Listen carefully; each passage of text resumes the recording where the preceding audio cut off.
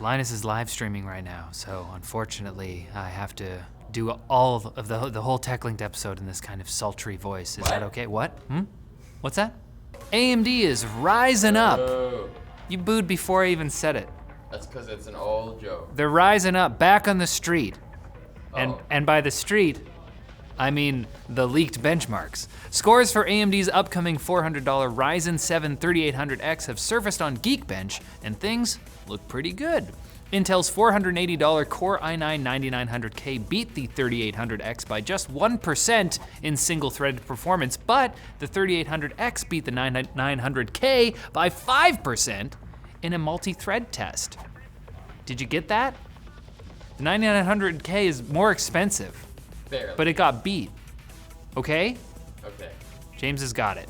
This isn't, strictly speaking, a fair comparison, but it certainly serves to keep up the hype for the Ryzen 3000 launch in a couple weeks. Intel seems to acknowledge the threat. DigiTimes reports the company plans to cut pricing of its 8th and 9th gen processors by 10 to 15%. That would drop the 9900K down to just a few dollars more than the 3800X, not only making the price to performance proposition more attractive, but also making it more apparent than ever that Intel, they're in some deep shit. Google's Pixel Slate had a less than enthusiastic reception from the tech community, and Google didn't like how that made them feel deep inside. So the company has dropped development of the 2 smaller Pixel tablets it was working on and will no longer be producing first-party tablets for the foreseeable future. See ya. See you later.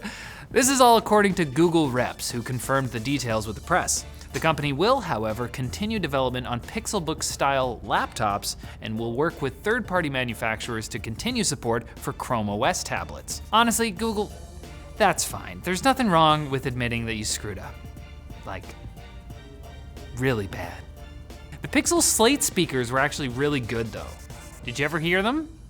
Cares though. I care.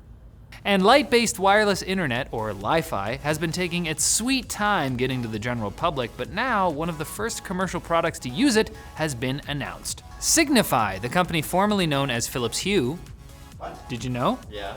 I didn't, has unveiled TrueLife I, a range of lights and USB dongle transceivers that will enable data speeds of up to 150 megabits per second. There's also a fixed point-to-point system that can reach up to 250 megabits per second.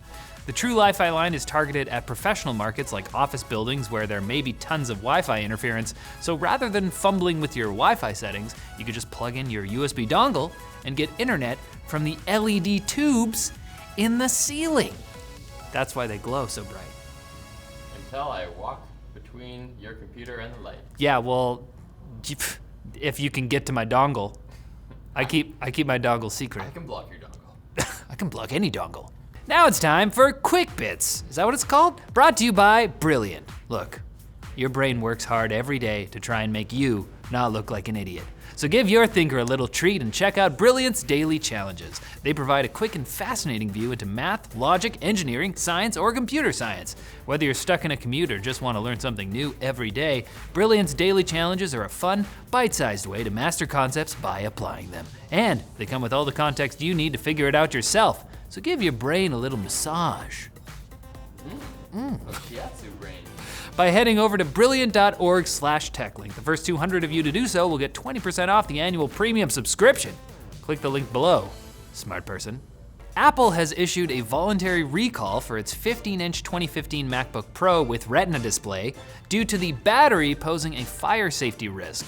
Users can put in their serial number, what's that? Yes. Yes. Oh, users can put in their serial number on Apple's website to see if their machine is affected. If it is, they can bring it into an Apple store and then wait up to 2 weeks to get it back. As much as I'd love to see Apple products go up in flames, I wouldn't. Why did I write that? If you have a 2015 MacBook, you should probably get it checked out for safety. Look, they're fine. Don't bring that on my plane. You have a plane? The US has added more Chinese tech companies to the list of entities banned from doing business with American companies. Get out of here, entities. The most recognizable among them is probably Thattic, the joint, that's its name. That's the most recognizable one? The joint venture between AMD and the Chinese government to produce Chinese processors based on AMD's designs. You've heard of that. I won't try to pronounce the names of the other companies on the list, but some of them build supercomputers using Intel and NVIDIA parts. I guess they can try maybe using Huawei processors now?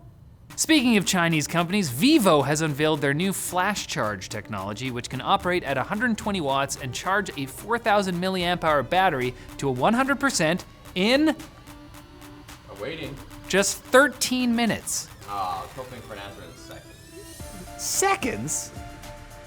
I come for the exciting tech news, Riley. Now you might only get 5 charging cycles out of your phone before it self-combusts, but hey, what's the point of keeping a phone for years if it's just charging half the time? Live life in the fast lane, like me. I do so many crazy things. You don't even sleep, do you? What's that? I'm made of wood. Amazon hasn't yet rolled out their delivery drones, They're never gonna roll them out, Riley. They fly. but once they do fly out, the company will be looking to provide surveillance as a service to customers. So you'd pay Amazon to have its delivery drones look for possible security threats on your property, like open garage doors, broken windows, or fire when they fly overhead. So they not only want to film me and my kids that I don't have, but they also want me to pay for it? You know? While my neighbor gets included in the footage for free? Not in my up yard. Up yard? Well, it's not your backyard. It's above you. That's not, no.